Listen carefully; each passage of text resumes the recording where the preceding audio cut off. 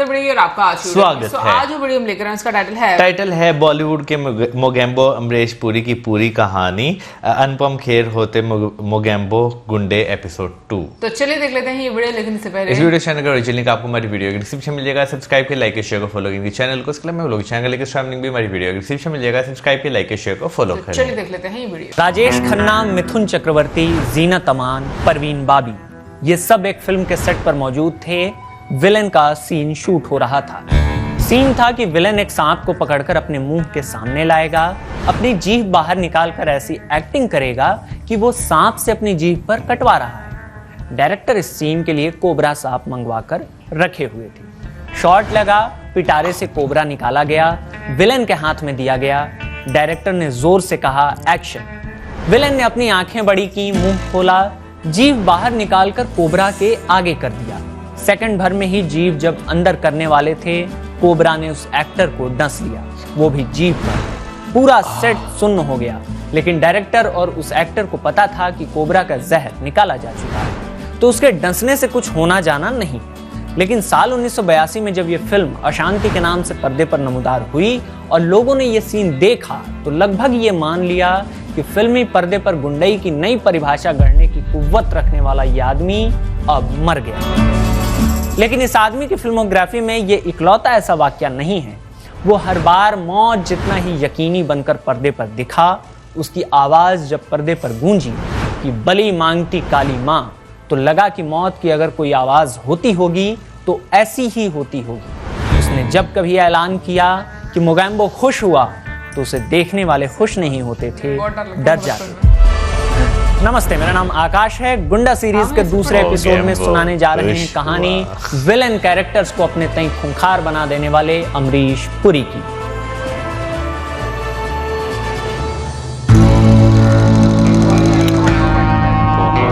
ये भी सब विलन बहुत आइकॉनिक थे भाई इस टाइम के।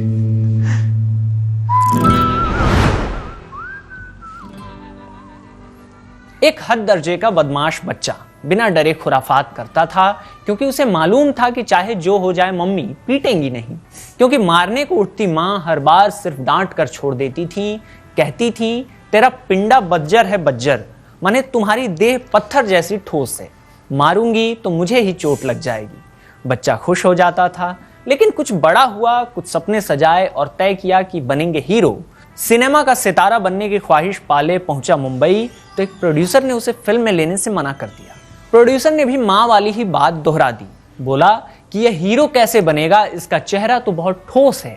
लेकिन कुछ ही सालों में दुनिया ने देखा कि वही ठोस होना उसकी पहचान बन गई। ये पहचान बनने में काफी वक्त लगा था, मुश्किलें भी खूब थीं। पहली चुनौती तो घर में ही थी। पिता लाला निहाल चंद को सिनेमा और सिनेमा में काम करने वाले लोग रास नहीं आते थे। ये बात अमरीश पुरी को 8वीं क्लास में पढ़ाई के दौरान पता चली थी। एक दिन स्कूल से लौटे तो देखा कि उनकी बीजी का मुंह उतरा हुआ है। बीजी मतलब माँ, और बाऊजी यानी पिता आग बबूला, क्योंकि बड़े भाई मदन पुरी ने कोलकाता से एक चिट्ठी भेजी थी जिसमें लिखा था कि वो अपनी नौकरी छोड़कर सिनेमा में जा रहे हैं। ये बात जानकर बाऊजी को इतना क्रोध आया जिसका ठिकाना न था। उस दिन वो चिल्लाते हुए कह रहे थे कि फिल्में तो बदमाशों का काम है। ये चिट्ठी पिता के क्रोध और अमरीश के लिए शुरुआती नसीहत बनी थी। लेकिन सबसे पहले एक पोस्ट कार्ड भेजा गया था पंजाब के जलंधर जिले से दिल्ली, जहां निहाल चंद रहा करते थे। साल 1932, तारीख 22 जून। सूरज ने आसमान से चादर कुछ ही घंटे पहले खींचे थे जब नौशहर नाम के एक गांव में अमरीश पुरी का जन्म हुआ। ये उनका ननिहाल था। निहाल चंद को पोस्ट कार्ड भेजकर बताया गया कि उन्हें बेटा हुआ है। पिता ने जन्म से पहले ही सोच रखा था कि बेटा हुआ तो नाम अमरीश रखेंगे। यही नाम पड़ा, बाद में बदलते बदलते अमरीश हुआ। लेकिन बेटा जब कुछ बड़ा हुआ तो उसे एक निक नेम मिल गया, दूधियाधारी। वजह दिलचस्प है। बात यह थी कि बच्चे का रंग सांवला था। बड़ा हुआ तो पास पड़ोस वालों ने यह एहसास दिलाना भी शुरू कर दिया। तो बच्चे ने तय किया कि अगर गोरे रंग को तवज्जो मिलती है तो मैं गोरा ही हो जाऊंगा। तो गोरे होने के मिशन पर निकले अमरीश ने दूध पीना शुरू किया। अपनी किताब एक्ट ऑफ लाइफ में खुद लिखते हैं कि 4 साल की उम्र तक मुझे सिर्फ दूध ही दिया जाता था, क्योंकि मुझे वही चाहिए होता था, चाहे प्यास लगे या भूख। उनके बाबूजी घर पर चाय नहीं बनने देते थे। उन्हें लगता था कि अगर चाय बनी और बच्चे ने पी ली तो और सांवला हो जाएगा। पिता लाला निहाल चंद की सरकारी नौकरी थी, सिविल सप्लाईज में हेड कैशियर थे। इस वजह से हर 6 महीने दिल्ली से शिमला और शिमला से दिल्ली शिफ्ट होना पड़ता था। जब 10 साल के थे अमरीश, तब शिमला के एक स्कूल में उनका दाखिला हुआ, जहां स्कूली बच्चों ने अमरीश को खूब बुली किया।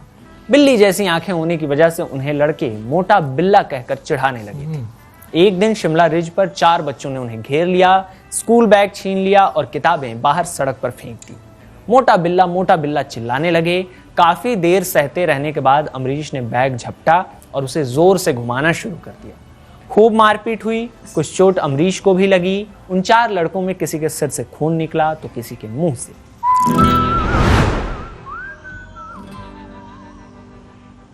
अशरफ अली को कौन भूला होगा, जिसका नाम तारा सिंह ने इतनी जोर से चिल्लाया था कि आवाज लाहौर से जलंधर तक पहुंची थी। आइकॉनिक फिल्म गदर एक प्रेम कथा की ये बातें हैं। इस फिल्म में एक गाना है, मैं निकला ओ गड्डी लेके। उदित नारायण और अलका याग्निक ने गाया है इसे। इस गाने की शूटिंग हुई थी शिमला के गेयटी थिएटर में। यही वो थिएटर है जहां अपने कॉलेज के दिनों में अमरीश पुरी नाटक किया करते थे। कॉलेज के ही दिनों से इस दुनिया में वो कदम रख चुके थे। मन में डर पिता का था, क्योंकि उन्हें फिल्मों का काम कतई घटिया लगता था। लेकिन पिता के फिल्मों को नापसंद करने में एक लेयर था जो खुला एक प्ले के दौरान। डायरेक्टर राइटर जितेंद्र सेठ का एक प्ले था तस्वीर। इसमें अमरीश पुरी भी थे। तस्वीर का शो होने वाला था। उनके पिता को पता चल गया। उन्होंने चुपचाप एक टिकट खरीदा और बालकनी में आकर बैठ गए। प्ले शुरू होने से ठीक पहले किसी ने आकर अमरीश पुरी को बताया कि तुम्हारे बाबूजी आकर बालकनी में बैठे हुए हैं। हालत पतली होने लगी। सोच चुके थे कि बस नाटक खत्म होने के बाद जबरदस्त डांट पड़ने वाली है। इसी डर के साथ अमरीश ने नाटक खत्म किया। उनके बाबूजी वहां बिना कुछ कहे हॉल से निकलकर चले गए। अमरीश घर पहुंचे तो बीजी ने बताया कि बाबूजी बहुत इंप्रेस हुए थे। तब ही जाकर अमरीश को यह भी मालूम चला कि उनके पिता को फिल्म नहीं पसंद है, लेकिन थिएटर पसंद है। पसंदगी के साथ एक जरूरत अब सिर उठा चुकी थी, पैसों की जरूरत। अमरीश पुरी ने 2nd डिवीजन के साथ ग्रेजुएशन पूरा कर लिया था। घर की जिम्मेदारी का एहसास हो चुका था। प्लान करना था कि भविष्य में अब क्या करेंगे, कुछ ऐसा जिससे घर में पैसा दे सकें, क्योंकि दोनों बड़े भाई चमनपुरी और मदनपुरी के फिल्मी दुनिया में जाने की वजह से पिता ने लगभग उन्हें भुला दिया था। दोनों की इतनी कमाई भी नहीं थी कि घर पर पैसा दे सकें। अमरीश भी थिएटर में ही आगे बढ़ना चाहते थे, लेकिन जानते थे कि वहां इतना पैसा नहीं है कि अपना खर्च भी चल जाए और घर पर भी पैसा दे सकें। दिलीप कुमार को देखने का भरपूर चस्का लग चुका था, तो फिल्में भी आकर्षित कर रही थी, लेकिन पेट का वजन कुछ वक्त के लिए जहन पर भारी पड़ा। उन्होंने नौकरी करने का मन बनाया और दिल्ली आ गए। महीनों बीत गए। दिल्ली में कई इंटरव्यूज दिए, लेकिन हर जगह से रिजेक्शन हाथ लगा। थक कर एक दिन भाई मदनपुरी को चिट्ठी लिखी, अपना हाल बताया और कहा कि दिल्ली छोड़कर मुंबई आ रहा हूं। जब तक कोई नौकरी नहीं मिल जाती तब तक फिल्मों में काम कर लूंगा। साल 1953 के उत्तरार्ध यानी आखिर में अमरीश पुरी पहुंचते हैं माया नगरी मुंबई। एक भ्रम लिए आए थे कि 2 में से कोई एक भाई उन्हें किसी फिल्म में रोल दिला ही देंगे, वो भी लीड रोल। लेकिन मुंबई पहुंचते ही उनका यह भ्रम दूर हुआ जब देखा कि दोनों भाई खुद अपने लिए रोल की तलाश करते फिर रहे हैं। भाइयों ने भी साफ कहा कि तुम्हें खुद ही अपनी जगह बनानी होगी। मदनपुरी ने इतना जरूर किया कि एक पोर्टफोलियो बनवा दिया। घंटों तक एक फोटो सेशन चला, फिर वो तस्वीरें अलग अलग डायरेक्टर्स और प्रोड्यूसर्स को भेजी गई, लेकिन कहीं से कोई कॉल नहीं आया। कुछ लोगों से मदनपुरी ने मिलाया भी अमरीश पुरी को। इन्हीं में से एक थे देवेंद्र गोयल। गोयल ने उस वक्त एक फिल्म अनाउंस की थी, लाखों में एक। फिल्म के सेट पर अमरीश पुरी अपने भाई मदनपुरी के साथ पहुंचे हुए थे। वहीं गोयल की अमरीश पुरी से बातचीत हुई। मदनपुरी ने गोयल से कहा कि एक स्क्रीन टेस्ट करा लेते हैं। गोयल मान गए। स्क्रीन टेस्ट हुआ, लेकिन जो फीडबैक अमरीश पुरी को मिला उसने उनका बहुत दिल दुखाया। देवेंद्र गोयल ने उनसे कहा था कि तुम्हारा लुक ऐसा नहीं है कि तुम लीड रोल प्ले कर सको। फिल्में मिल नहीं रही थी, लेकिन भूख तो लगती ही थी और खाने के लिए लगता है पैसा। उसी पैसे के जुगाड़ में अमरीश पुरी ने काम तलाशना शुरू किया। एक कंपनी के दफ्तर पहुंचे। माचिस की कंपनी थी। सेल्समैन का काम मिला। रोज सैंपल्स दिखाकर माचिस बेचनी होती थी। बेचना शुरू किया, लेकिन 1 महीने के भीतर ही इस काम में भी माचिस लग गई, क्योंकि रोज एक तय टारगेट पूरा करना होता था। यानी तय होता था कि आज इतना माल बेचकर आना है। बेच नहीं पाए तो नौकरी छोड़नी पड़ गई उन्हें। नौकरी के लिए ही एम्प्लॉयमेंट एक्सचेंज में रजिस्ट्रेशन कराए, ताकि कोई वैकेंसी निकले तो नौकरी मिल सके। जनरल प्रोविडेंट फंड के ऑफिस में एक वैकेंसी थी। इसी की बदौलत अकाउंटेंट जनरल ऑफिस में अपर डिवीजन क्लर्क की नौकरी उन्हें मिली। सैलरी तय हुआ 154 रुपए 15 आने हर महीने। लेकिन एक्टर का मन एक रोल में कितनी ही देर टिक सकता है, तो तो कोलाबा में employees state insurance corporation ESIC में इंस्पेक्टर पद के लिए अप्लाई कर दिया। भर्ती के लिए कॉल आया, लेकिन इंस्पेक्टर पद पर नहीं, एक क्लर्क के लिए। अमरीश ने तब यह नौकरी स्वीकार ली क्योंकि पिछली नौकरी के मुकाबले कुछ पैसे ज्यादा मिल रहे थे।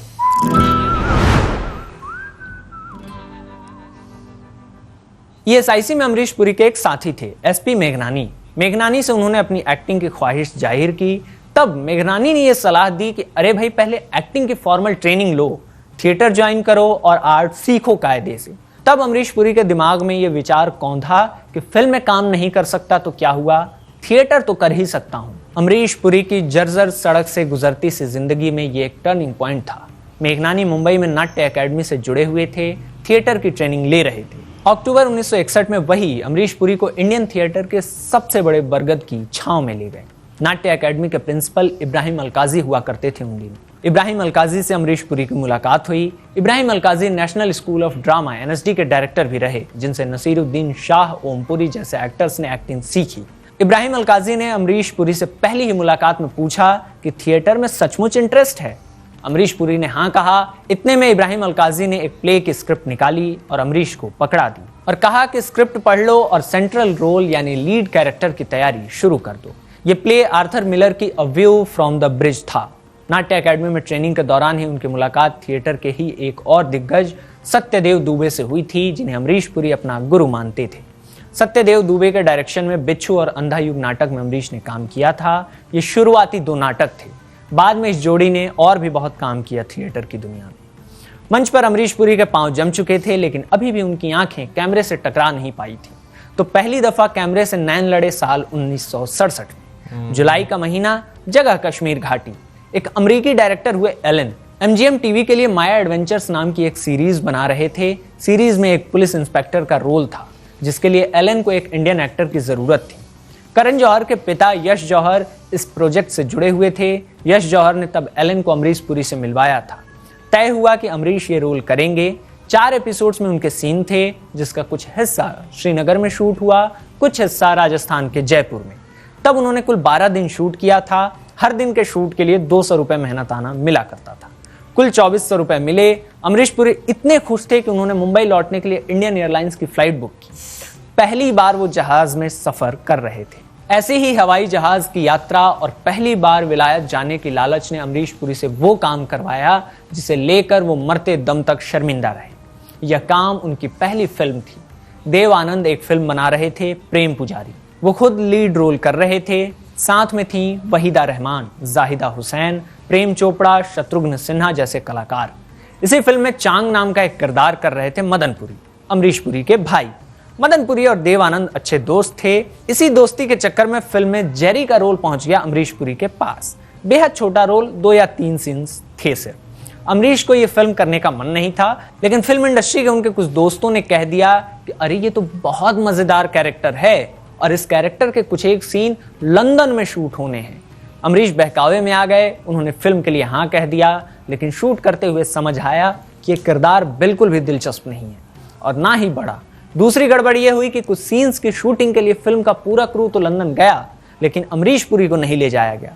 उन्हें यह फजीहत जैसा लगा, इसलिए भी क्योंकि तब तक वो थिएटर में बड़े आर्टिस्ट बन चुके थे और उनके दोस्त कहने लगे कि यार इतने बड़े थिएटर आर्टिस्ट होकर ऐसा रोल किया तुमने, वो भी अपनी पहली फिल्म में।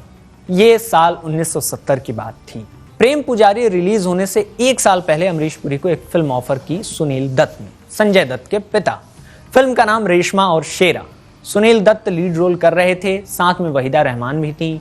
अमिताभ बच्चन इस फिल्म में थे। संजय दत्त भी थे बतौर चाइल्ड आर्टिस्ट। फिल्म में इकलौता मुस्लिम किरदार था रहमत खान का, जिसे निभाया अमरीश पुरी ने। ये वो वक्त था जब अमरीश पुरी मोहन राकेश की लिखी आधे अधूरे नाटक कर रहे थे। नाटक हिट था, शोज पर शोज हो रहे थे। अमरीश पुरी को खूब तारीफें मिल रही थीं। यही नाटक होने वाला था मुंबई के तेजपाल हॉल में। दर्शकों की भीड़ थी। एक दर्शक थे डॉक्यूमेंट्री फिल्म मेकर सुखदेव। उन्होंने नाटक देखी, अमरीश का काम पसंद आया उन्हें। प्ले के बाद सुखदेव ने उनसे कहा कि वो आकर सुनील दत्त से मिले। अमरीश पुरी गए, मुलाकात हुई, फिर हुई रेशमा और शेरा। फिल्म में उन्होंने 70 साल के बुजुर्ग रहमत खान का रोल किया, जिसके लिए उन्हें 3000 रुपए मिले थे। वो जब ये फिल्म कर रहे थे तब उनकी उम्र 40 की दहलीज पर पहुंचने वाली थी। लेकिन अब तक वो ख्वाहिश पूरी नहीं हो सकी। लीड रोल की ख्वाहिश, एक बड़े किरदार को फिल्मी पर्दे पर उतारने और सभी को चकाचौंध कर देने की तमन्ना।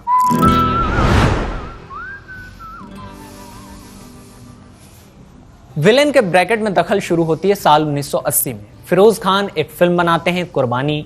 फिरोज खान के एसोसिएट थे वसी खान, जो अमरीश पुरी को जानते थे क्योंकि दोनों थिएटर सर्कल से आते थे। वसी ने अमरीश पुरी को कुर्बानी में काम दिलवाया था। विलेन का किरदार था, नाम था रक्का। अमरीश पुरी ने ये रोल किया। फिल्म में शक्ति कपूर भी थे, राजेश खन्ना भी थे। फिल्म खूब चली और ये अमरीश पुरी की पहली कमर्शियली सक्सेसफुल फिल्म बनी। अमरीश पुरी इस फिल्म के बारे में लिखते हैं कि प्रोड्यूसर्स ने सोचा होगा कि ये रग्ड टाइप का आदमी दिखता है, बड़ी बड़ी आंखें हैं, इसे विलन बनाते हैं।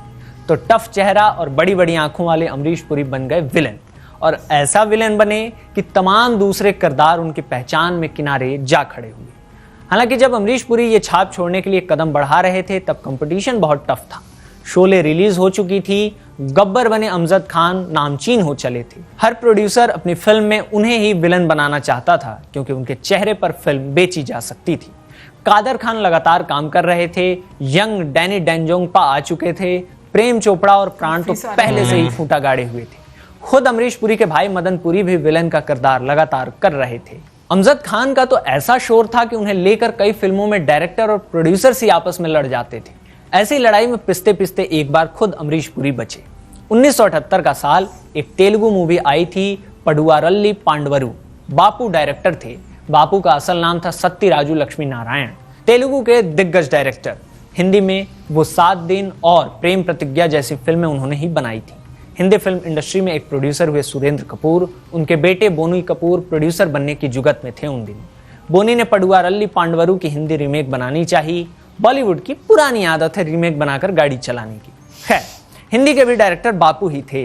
कास्टिंग शुरू हुई। बोनी चाहते थे कि फिल्म में विलेन ठाकुर वीर प्रताप सिंह का किरदार अमजद खान को दिया जाए क्योंकि अमजद सुपरस्टार विलन बन चुके थे, लेकिन बापू ने जिद पकड़ लिया कि ठाकुर वीर प्रताप का रोल अमरीश पुरी से ही करवाएंगे। बोनी कपूर ने बहुत कोशिश की मनाने की, डायरेक्टर नहीं माने। आखिरकार ये फिल्म अमरीश पुरी को मिली और वही बने जमींदार ठाकुर वीर प्रताप सिंह।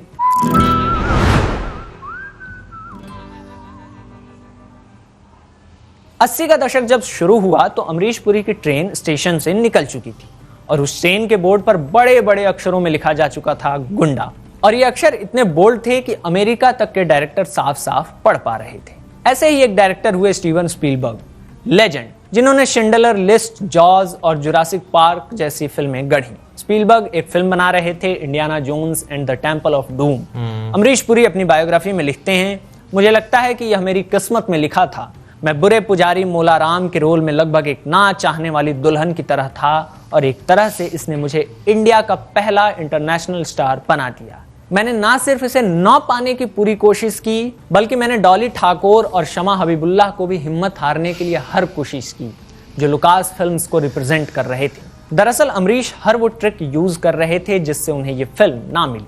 कहानियां चलती हैं कि स्पीलबर्ग ने अमरीश का काम देखा था, बहुत प्रभावित थे। उनकी टीम ने अमरीश पुरी को अमेरिका आकर ऑडिशन देने को कहा तो अमरीश ने साफ कह दिया कि अगर फिल्म में लेना है तो इंडिया आकर ऑडिशन लो, मैं नहीं आऊंगा अमेरिका। फिर स्पीलबर्ग की टीम आई, ऑडिशन हुआ और अमरीश पुरी ने ये फिल्म की। असल कहानी इस कहानी से थोड़ी अलग है। हुआ ये कि अमरीश पुरी रिचर्ड एटनबरो की गांधी फिल्म कर चुके थे। इस फिल्म की कास्टिंग डॉली ठाकुर और शमा हबीबुल्लाह ने की थी क्योंकि फिल्म में इंडियन एक्टर्स चाहिए थे। इन्हीं दो लोगों को जिम्मेदारी मिली Indiana Jones and the Temple of Doom के लिए। अमरीश पुरी के ऑडिशन के लिए उनसे संपर्क किया गया, लेकिन तब वो थिएटर और फिल्मों में व्यस्त थे। तो उन्होंने सोचा कि कौन जाए इतना काम छोड़कर अमेरिका में फिल्म करने के लिए। लेकिन डॉली और शमा ने अमरीश से कहा कि गहराई फिल्म से अपनी कुछ स्टील यानी तस्वीरें दीजिए। गहराई में अमरीश पुरी ने एक तांत्रिक का किरदार निभाया था, लेकिन उन्होंने अपनी तस्वीरें भी नहीं दी।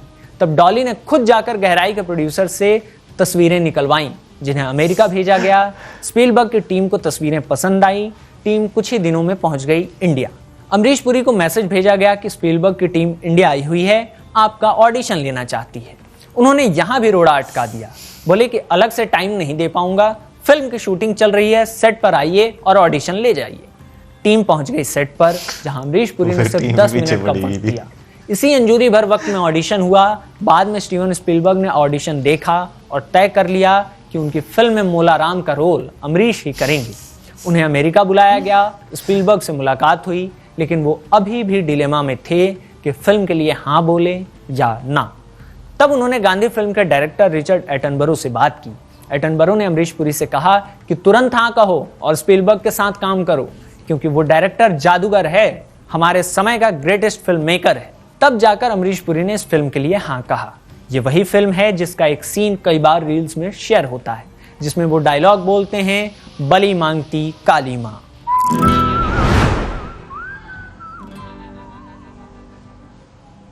Indiana Jones and the Temple of Doom release हुई साल 1984 में। फिल्म ने अमरीश पुरी को इंटरनेशनल एक्टर बना दिया। उस वक्त के विलेन कैरेक्टर करने वाले एक्टर्स के मुकाबले उन्हें एक एज मिला, और इसी एज के जरिए उनके पास वो फिल्में आने वाली थी जिन्हें हम आज तक याद करते हैं। टेक्नोलॉजी, वीएफएक्स जैसी चीज़ों के मामले में अब वो फिल्में बहुत पीछे लग सकती हैं, लेकिन अपने ज़माने में ये फिल्में आगे की ही राह दिखा रही थी।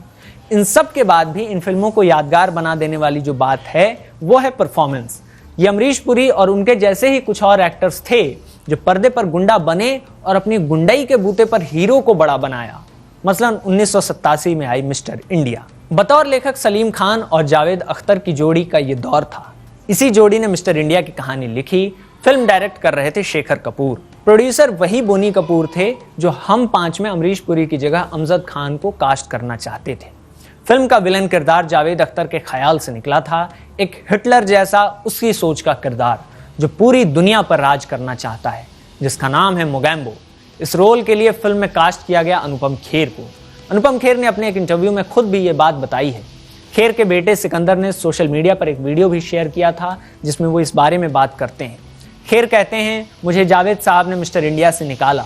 असल में जावेद साहब ने नहीं, बल्कि मेरे बहुत अच्छे दोस्त अनिल कपूर और बोनी कपूर ने मुझे फिल्म से निकाला। उन्होंने मुझे आखिर तक इस बारे में बताया भी नहीं था। हालांकि साफ तौर पर नहीं पता चलता कि मिस्टर इंडिया में उन्हें कास्ट करने के बाद क्यों हटा दिया गया, यानी अनुपम खेर को। अमरीश पुरी कहते हैं कि फिल्म की 60% शूटिंग हो चुकी थी।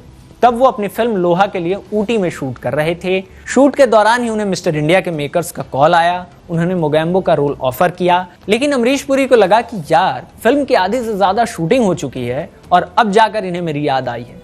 फिर भी उन्होंने कहानी सुनी जो कि उन्हें बेहद दिलचस्प लगी। मोगैम्बो का कैरेक्टर अलग लगा, जिसकी वजह से उन्होंने मिस्टर इंडिया के लिए हाँ कहा। फिल्म की बाकी शूटिंग हो चुकी थी। अमरीश पुरी के हाँ कहने पर मोगैम्बो का किरदार शूट किया गया। आरके स्टूडियोज में एक den बनाया गया जो मोगैम्बो का ठिकाना था। 15-20 दिन तक शूट चला और पूरे दिन अमरीश उसी गुफा जैसी सेट में बैठे रहते थे। फिल्म का सबसे आइकॉनिक डायलॉग मोगैम्बो खुश हुआ। 10 अलग अलग तरह से बोले गए इस डायलॉग में से जो सबसे ज्यादा पसंद आई वो अब फिल्म में हम सुनते हैं, देखते हैं। जब शेखर कपूर अमरीश पुरी को इस फिल्म की कहानी सुना रहे थे तब उन्होंने कहा था कि मैं चाहता हूं कि यह किरदार बहुत बुरा लेकिन प्यारा दिखे और बच्चे उससे डरें। शेखर कपूर के विजन को अमरीश पुरी ने कुछ यूं पर्दे पर उतारा कि बच्चे मोगैम्बो से खौफजदा हो जाया करते थे, और जब वो कहता कि मोगैम्बो खुश हुआ तो सुनकर कोई खुश नहीं होता सिवाय मोगैम्बो के। इस मोगैम्बो नाम को लेकर एक ट्रिविया यहीं जान लीजिए। यह कोई ओरिजिनल नाम नहीं था, बल्कि 1953 में अमेरिकी डायरेक्टर जॉन फोर्ड ने क्लार्क गैबल के साथ एक रोमांटिक एडवेंचर फिल्म बनाई थी। इस फिल्म का नाम था मोगैम्बो। उसी से ये नाम मिस्टर इंडिया के विलेन कैरेक्टर को दिया गया था। मोगैम्बो अमरीश पुरी के लिए वो कैरेक्टर साबित हुआ जिसने उन्हें घर घर पहुंचा दिया। एक ऐसा विलेन जिससे सब थर-थर आ जाते थे, लेकिन देखना भी सब चाहते थे। मिस्टर इंडिया वो मुहर साबित हुई जो सिनेमाई पर्दे पर अमरीश पुरी के नाम का ठप्पा लगा गई, जो आज तक कोई मिटा नहीं सका है। मिस्टर इंडिया में अमरीश पुरी के सिर के बाल याद कीजिए, ब्राउन शेड वाले अजीब से बाल। असल में तब तक वो अपने सिर के बाल शेव कर चुके थे, बाल ही रखना छोड़ चुके थे। कुछ एक जगहों पर कहानियां लिखी सुनाई जाती हैं कि इंडियाना जोन्स में मोलाराम कैरेक्टर के लिए उन्हें बाल हटाने पड़े थे। उसके बाद उन्होंने फैसला किया कि अब कभी बाल बड़े नहीं करेंगे, ताकि अलग अलग कैरेक्टर्स के हिसाब से विग लगाकर फिल्में कर सकें। लेकिन असल में यह फैसला इंडियाना जोन्स करने पर नहीं लिया था, बल्कि 1987 में डायरेक्टर राकेश कुमार की एक फिल्म आई थी, दिल तुझको दिया। अमरीश पुरी ने इस फिल्म में दादा का किरदार निभाया। राकेश कुमार ने ही अमरीश पुरी को मनाया था कि आपका एक फ्रेश लुक चाहिए, इसलिए अपने सिर के बाल शेव कर दीजिए। अमरीश राजी हो गए, उन्होंने बाल शेव किए। फिल्म खत्म होते होते उन्हें ये बात समझ आई कि बाल नहीं रखने के कई फायदे हैं। तेल कंघी से तो बच ही जाएंगे और किसी भी फिल्म में जिस तरह का हेयर स्टाइल चाहिए होगा वैसा विग लगा लेंगे। असली बाल कैरेक्टर के हिसाब से बढ़ाने और उसे सेट करने में काफी वक्त जाया होता है। तो दिल तुझको दिया के बाद से उन्होंने कभी सिर के बाल बड़े नहीं किए। बाद की सभी फिल्मों में वो विग लगा लिया करते थे।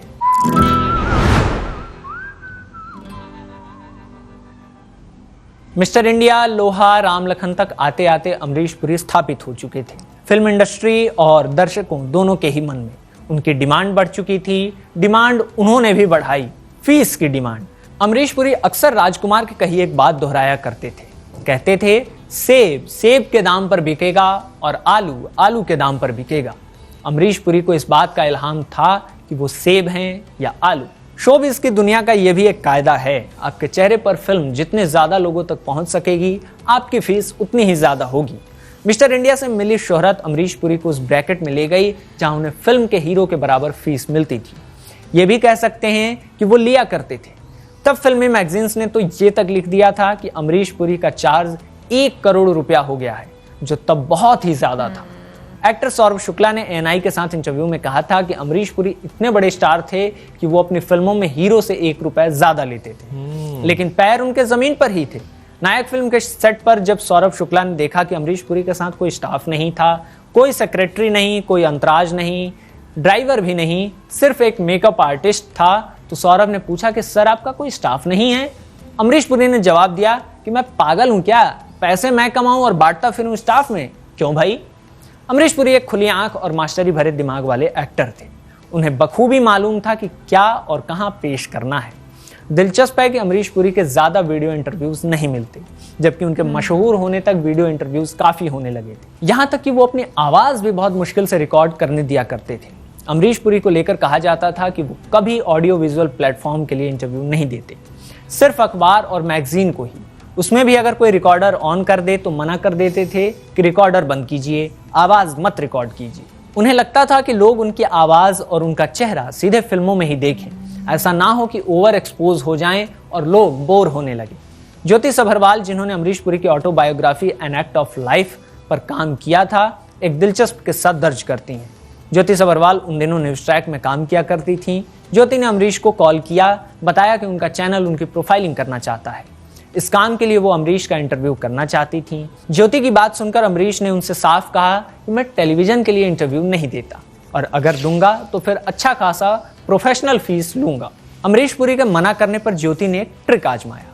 उन्हें मालूम था कि अमरीश पुरी के ननिहाल के लोग सभरवाल सरनेम यूज करते हैं। ज्योति ने कहा, देखिए जो आपका इंटरव्यू करना चाहती है वो सभरवाल है, और जिस चैनल के लिए करना चाहती है वो पुरी का है। ट्रिक काम कर गया। अमरीश पुरी ने कहा कि आप ऐसा कीजिए, कल अपने क्रू के साथ मेरे शूट लोकेशन पर ही आ जाइए। अमरीश पुरी को अपने होने का मतलब पता चल चुका था। वो जान चुके थे कि फिल्म में चाहे जितना बड़ा सुपरस्टार हीरो बने, लेकिन जब तक सामने अमरीश पुरी की भारी भरकम आवाज नहीं गूंजती थी, हीरो नहीं बन पाता था। ये बात न सिर्फ अमरीश पुरी को मालूम थी, बल्कि उस वक्त के डायरेक्टर और प्रोड्यूसर भी कायदे से जान चुके थे। यही वजह है कि करीब 40 की उम्र में फिल्मी पर्दे पर पहला रंग बिखेरने वाले अमरीश पुरी के पास एक वक्त पर इतनी फिल्में आ गई थीं कि जिसके बारे में थिएटर करते हुए तो उन्होंने नहीं ही सोचा था। 80 के दशक में अमरीश पुरी के पास इतनी फिल्में होने लगी थीं कि वो 15-15 घंटे शूटिंग किया करते थे। सिर्फ 1989 के साल में अमरीश पुरी की 29 फिल्में रिलीज हुई। हर फिल्म में पुरी मेन विलन का किरदार निभा रहे थे। हर तरफ सिर्फ वही चेहरा था जिसे कभी 22 साल की उम्र में एक प्रोड्यूसर ने यह कहकर रिजेक्ट कर दिया था कि तुम्हारा चेहरा पत्थर जैसा है, तुम कैसे फिल्मों में काम कर सकते हो। अब वही कथित पत्थर जैसा चेहरा फिल्म में हीरो की आंखों को पिघला रहा था और ऑडियंस को डरा रहा था। और ये काम इस दिग्गज ने अगले 40 सालों तक 400 से ज्यादा फिल्मों में किया। नायक फिल्म में अनिल कपूर न्याय की मूरत लगे क्योंकि सामने बलराज चौहान था। गदर में सनी देओल का जिगरा दिखा क्योंकि सामने अशरफ अली था। करण अर्जुन में सलमान शाहरुख की जोड़ी का दम दिखा क्योंकि सामने ठाकुर दुर्जन सिंह खड़ा था। त्रिदेव में जैकी श्रॉफ, सनी देओल और नसीरुद्दीन शाह की तिकड़ी का तिकड़म देखते बना क्योंकि सामने भुजंग था। घायल में सनी का कहना कि बलवंत राय के कुत्ते में तेरा वो हाल करूंगा कि तुझे पैदा होने पे अफसोस होगा, हमारी खून में उबाल ना आता अगर बलवंत राय ना होता। और ये